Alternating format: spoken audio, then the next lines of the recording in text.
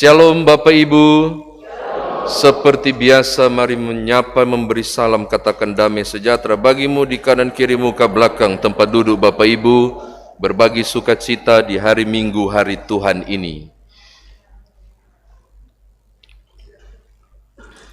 Dari kata sapat, Ibraninya berarti hakim, juga berarti pemimpin. Ketika mereka kemudian memasuki dan menguasai Kanaan, belum ada raja, sehingga suku-suku ini dipersatukan dan dipimpin oleh hakim. Fungsinya bukan cuma memberi nasihat, bukan cuma menentukan mana salah dan mana benar, sapat, hakim, tapi juga fungsinya adalah memimpin umat, hingga sebenarnya hampir setara dengan raja walaupun tidak punya kerajaan. Itu hakim Bapak Ibu.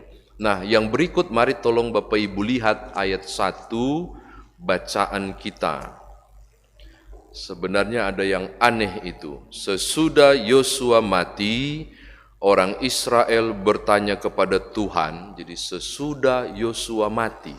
Jadi Yosua sudah wafat, sudah enggak ada. Sekarang tolong buka pasal 2 ayat 8.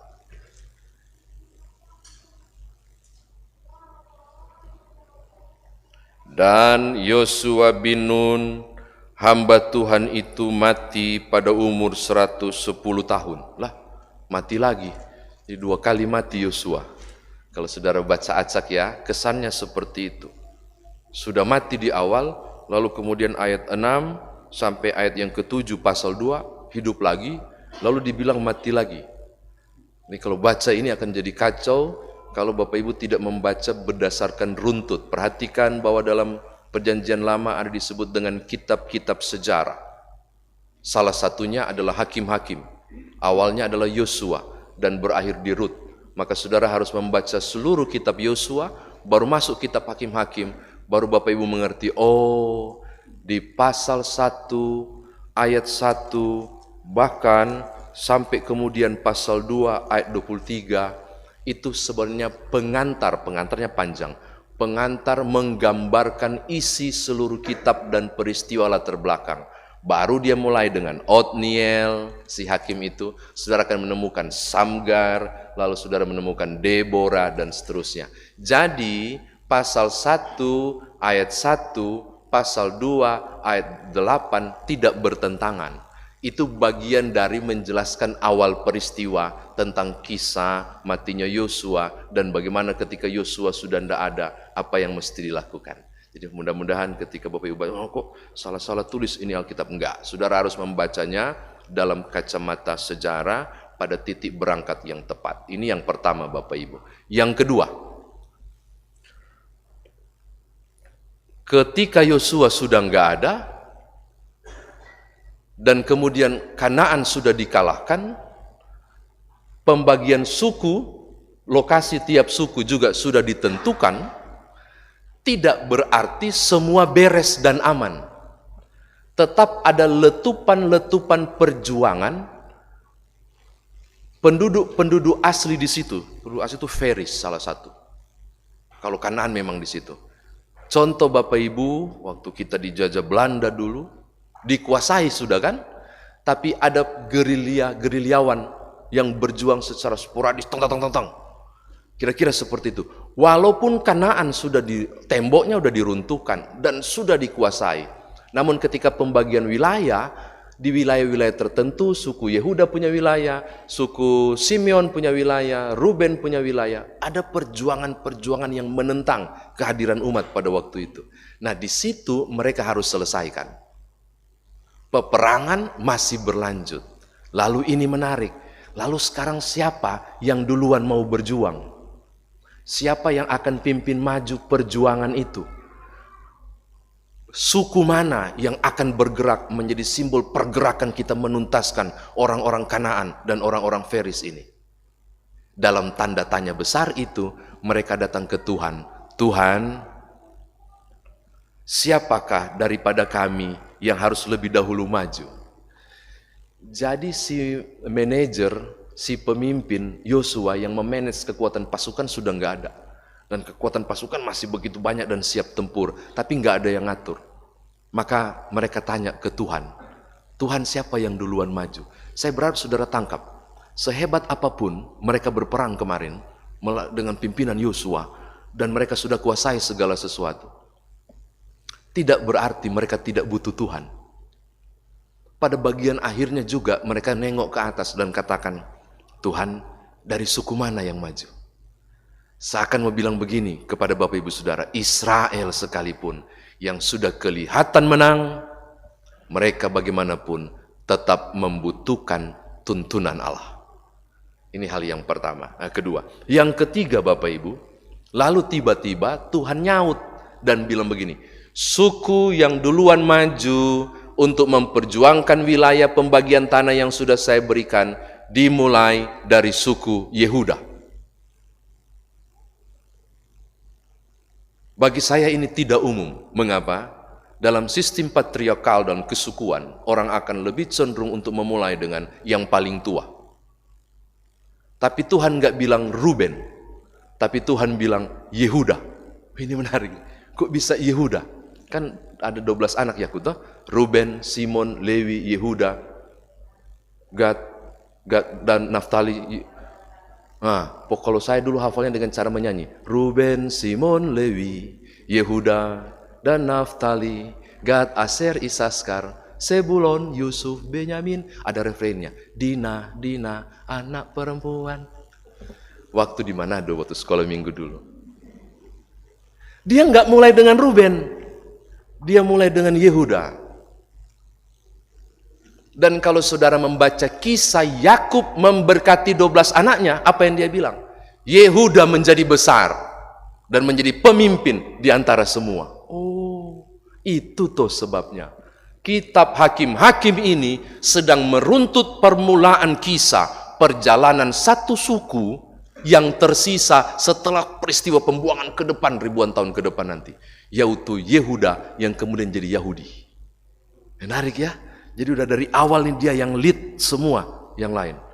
Jadi Yehuda lah yang dipilih. Seakan mau bilang begini, ketika Tuhan menentukan sesuatu, itu tidak berdasarkan urut kacang. Tadi kayak saya jelaskan di GTC. Kalau Bapak Ibu buka kacang tanah, bukannya sudah buka, itu yang masih utuh-utuh bundar itu. Kan biasa paling ujung itu pasti kecil. Kecuali Bapak Ibu kasih terbalik begini ya, jadi besar di atas. Paling kecil pasti yang ujungnya itu, yang ada runcing itu. Kecil, besar banget pas paling bawah. Allah tidak menentukan berdasarkan urut kacang loh. Tapi berdasarkan yang dia mau, yang dia ingini, dan yang sudah dia tentukan. Ini, Yehuda yang maju. Menarik. Ini bukan cuma soal siapa saya lebih besar, saya lebih duluan, saya lebih senior. Oh enggak, Yehuda yang maju. Ini menarik. Hak prerogatif Allah dipakai di situ. Ini catatan ketiga. Keempat, Bapak Ibu, saya suka percakapan antara, lihat ayat yang ketiga. Lalu, ini dia, berkatalah Yehuda kepada Simeon. Jangan salah ya, hati-hati baca ini ya. Lalu berkatalah Yehuda kepada Simeon. Memang Yehuda masih ada, memang Simeon masih ada, anak-anak Yakub so mati. Nggak ada. Terus apa maksudnya ini? Perwakilan suku. Jadi datanglah utusan suku Yehuda menemui utusan suku Simeon atau Simon. Karena Tuhan yang perintahkan kami yang maju duluan, saya mau bilang begini ke dirimu, Simeon. Ketika saya serang wilayah saya untuk hancurkan Feris bersama Kanaan, kau bantu ya, kau tolong bantu. Nanti setelah saya selesai kuasai wilayahku, saya akan bantu kau juga menguasai wilayahmu. Saudara tangkap maksud saya? Yehuda nggak berjuang sendiri, walaupun dia tahu Tuhan yang perintahkan dan Tuhan yang serahkan. Dia datang mampir ke saudaranya, Simeon, saudara sukuku, tolong bantu untuk saya kalahkan dan menangkan wilayah kekuasaanku. Nanti ketika itu saya balas, saya akan tolong. Seakan mau bilang begini kepada saudara, Yehuda saya yakin tidak ragu kuasa Tuhan. Dan Tuhan ya dan amin mau kasih ini wilayah. Tapi juga dia tahu dan sadar diri, kekuatan dirinya berperang, dia butuh orang lain. Saya mau bilang hal keempat ini, engkau butuh Tuhan, koma, dan juga butuh orang lain yang barangkali Tuhan pakai untuk menolongmu. Gitu. Jadi Tuhan ada menopang Yehuda, dan cara Tuhan nopang Yehuda melalui Simeon. Tuhan gak turun tangan langsung, tapi dia mengutus saudara sesukunya yang menopang. Dan kalau saudara baca, habis, selesai. Yehuda menguasai wilayahnya. Saya kira demikian firman Tuhan ditafsirkan untuk saudara. Nah sekarang, bagaimana kita bawa firman Tuhan ini dalam kehidupan beriman kita? Yang pertama Bapak Ibu, tadi di situ Pak Dolu bilang begini, kalau sudah pimpin jam 6, pimpin lagi jam 9, enak ya Pak, tinggal diputar ulang. Nah, di GTC saya ngomong begini, mungkin untuk sampaikan sama, diputar ulang ini kepada Bapak Ibu. Tembok Yeriko udah roboh, masalah terbesar sudah selesai, Kanaan sudah dikuasai, tapi ajaibnya, untuk itu pun ternyata mereka masih terus berjuang. Karena ada tiba-tiba serangan kecil-kecil yang datang. Karena tiba-tiba juga ada masalah yang muncul. Mereka tidak segera ketika kuasai Kanaan menyarungkan pedang. Enggak.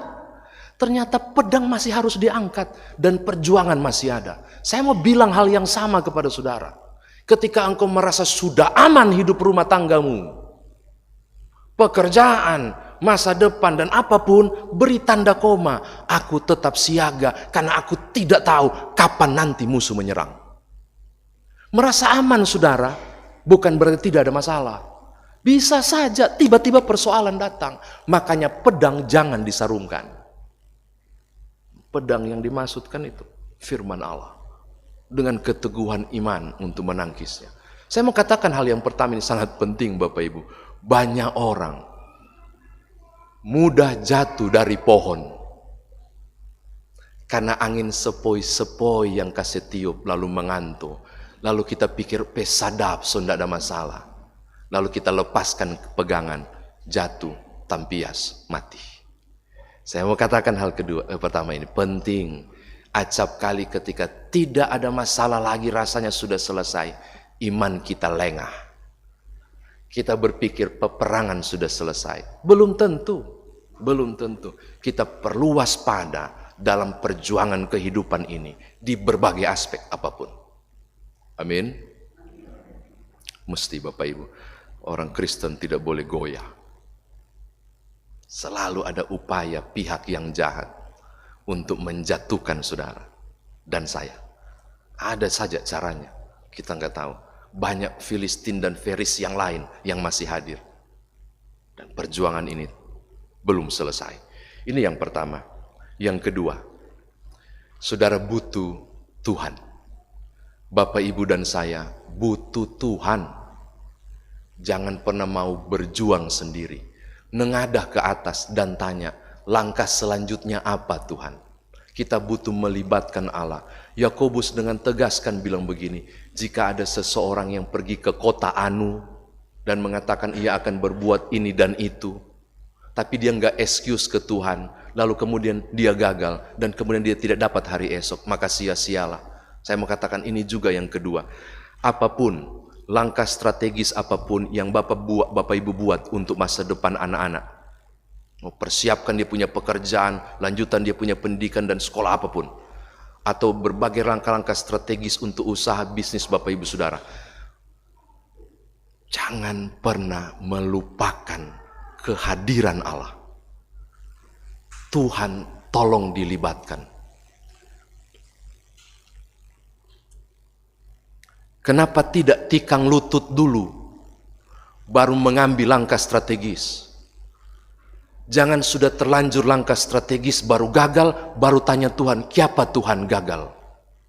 Padahal kita belum dari awal melibatkan Tuhan untuk menyertai. Bahkan kalau perlu kalimat doa saudara adalah, kalau saya mulai ini dan Tuhan anggap ini keliru, gagalkanlah. Kenapa enggak begitu? Libatkan Allah dalam tiap pergerakan perjuangan Bapak Ibu dan saya. Kristenan dibangun pada pengharapan. Orang Manado bilang begini, tagantong patah. Tidak bisa apa-apa. Tanpa Tuhan aku tidak bisa apa-apa. Sampai ke titik itu loh, kekristenan dibangun. Maka ada apa-apa? Tuhan. Oke, ini yang kedua. Yang ketiga, Bapak Ibu. Entah sudah pernah dengar, aku pernah sampaikan nggak ilustrasi ini? Tentang pendeta yang berkhotbah Matius pasal 7 ayat 7. Bukan kisah nyata ya.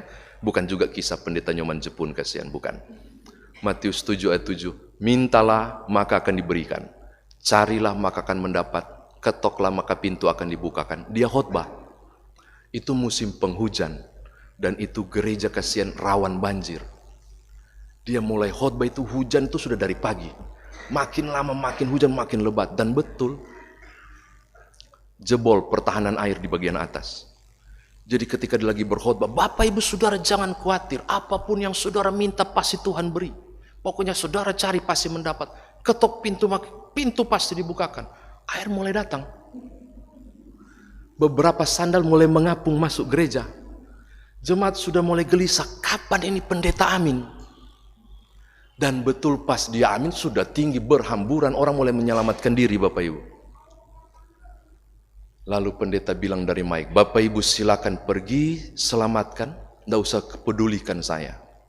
Karena saya tahu, mintalah maka akan diberikan, cari maka akan mendapat, ketok pintu akan dibukakan. Saya pasti ditolong Tuhan. Itu bukan banjir biasa. Orang Manado bilang itu guhi. Tahu guhi? Banjir bandang datang. Ini pendeta, Bapak Ibu, kasihan. Dia berenang itu cuma bisa satu gaya. Gaya dada. Air makin naik. Dia lari naik ke atas di lantai balkon itu, dia naik. Tiba-tiba datang perahu karet. Pendeta, ada perahu karet. Ada. Silakan selamatkan diri saya. Saudara, silakan. Tuhan akan selamatkan saya. Pergi aja. Imannya luar biasa. Air makin tinggi, ini celaka 12. Dia naik ke atap. Datang lagi perahu karet. Masih ada tempat duduk buat dia. Pak Pendeta, ayolah, ada perahu karet ini. Selamat, anakku silakan berangkat. Tuhan akan selamatkan saya. Silakan kalian berangkat saja. Itu iman paling hebat, Bapak Ibu. Sampai terakhir dia naik dan bergelantungan di tempat gantung lonceng paling atas. Sepasang anak muda datang dan bilang, dengan perahu karet, Pak Pendeta, ini perahu karet terakhir. Dia lihat anak ini, dia lihat Tuhan, dia lihat mereka. Saya masih percaya kok, nak, Tuhan akan selamatkan saya. Berangkatlah, kalian masih muda. Betul. Air naik sampai ke tempat lonceng dan dia langsung dadah. Bertemulah dia dengan Petrus dan dia komplain dan sangat marah. Pet, kau bikin malu saya. Rasul Petrus katakan, kenapa Pak Pen? Kalau di sini sekarang mulai singkat ya, kalau Pak Pendeta itu Pak Pen. Lalu mungkin sekarang akan ada Pak Pen itu mungkin bisa berarti Papa Pendeta atau Papa Pendeta. Berarti kalau Mapen, Mama Pendeta. Enggak tahu lah. Kalau yang belum menikah saya dengar dipanggil Nopen, Nona Pendeta. Iya ya? Ajaib benar, Pak. Nah, ada apa Pak Pen? Firman Tuhan bilang minta akan diberikan, cari. Saya sudah minta. Saya sudah minta untuk ditolong supaya saya tidak tenggelam. Nyatanya mana pertolongan Tuhan? Maksudnya apa? Ini loh, saya mati karena tenggelam. Oh, Pak Pendeta yang tadi itu. Iyo, terus? Tahu nggak Petrus bilang begini, torang so tolong dari tadi, sudah datang bantuan Tuhan. Mana buktinya? Pendeta, itu 3 perahu karet, itu bukan barang murah yang kita kirim untuk tolongan. Oh, itu perahu karet nganape pertolongan? Iyo biongo.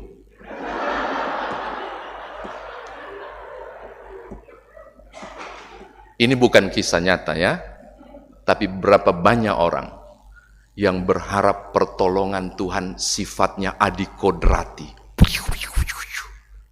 Ternyata pertolongan Tuhan ke Yehuda Cuma lewat Simeon. Suku ini datang membantu dan Yehuda menyelesaikan. Berapa banyak orang berpikir bahwa pertolongan Allah itu harus simsalabim dan dahsyat. Kadangkala datang cuma lewat pesan singkat di WAG Group. Kadang cuma kiriman ayat dari seorang teman yang sudah lama tidak berkomunikasi. Berapa banyak orang berpikir pertolongan Tuhan itu sangat dahsyat. Ternyata hanya via berita tertentu yang saudara dapat lewat status Facebook orang lain. Kita nggak tahu. Tuhan bekerja dengan sangat misteri. Dan hari ini Yehuda kita baca ditolong Tuhan melalui Simeon. Maka saya mau katakan, mau tutup firman Tuhan ini. Engkau butuh orang lain. Selain engkau membutuhkan Tuhan, engkau butuh pekerjaan-pekerjaan Tuhan yang hadir melalui orang lain. Ada koma Bapak Ibu. Sudah mau tutup khotbah ini. Tolong jadi Simeon yang dipakai Tuhan untuk menolong Yehuda. Maka barangkali Tuhan mau pakai saudara menjadi sesuatu yang besar bagi orang lain. Sepele pekerjaan Simeon, tapi berdampak besar untuk Yehuda. Saya mau tutup firman Tuhan ini. Engkau dan aku pun bisa dipakai Tuhan, bergerak bersama Tuhan, menjadi alat Tuhan untuk menolong sesama. Amin.